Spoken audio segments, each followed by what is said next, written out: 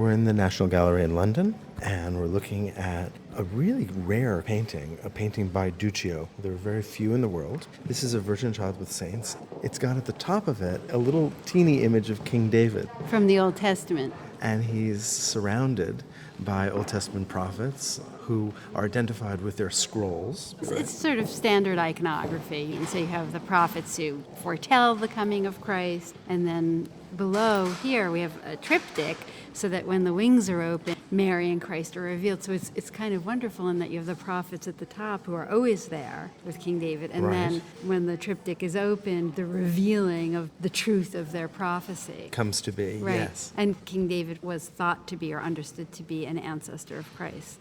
And is wearing a blue that relates directly to the blue that Mary wears.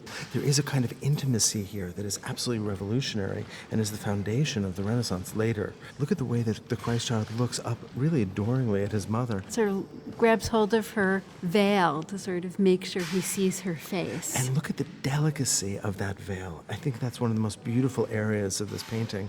The way in which he gathers her veil in one hand, Yeah, it's very sweet. pulls on it with the other, and it creates this very soft kind of arc between them, this bridge between them.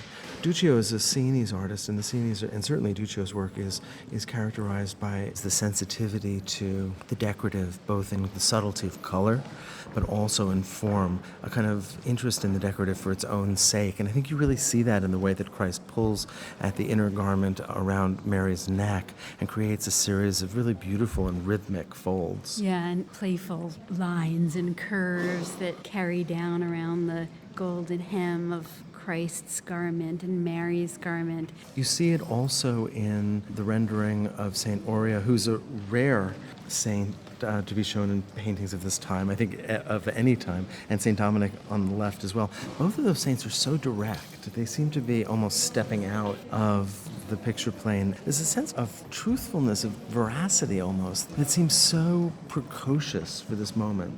I think when we look overall at the painting, at this little altarpiece that would have been a private altarpiece for private devotion that someone could carry around if they moved and wanted to have the ability to worship and pray.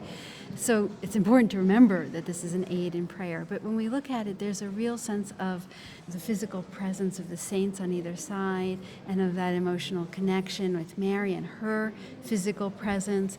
So we're seeing the beginnings of this change to the Renaissance. It's so interesting that Duccio is creating these connections which will lay the foundation for the Renaissance, which will come a century later.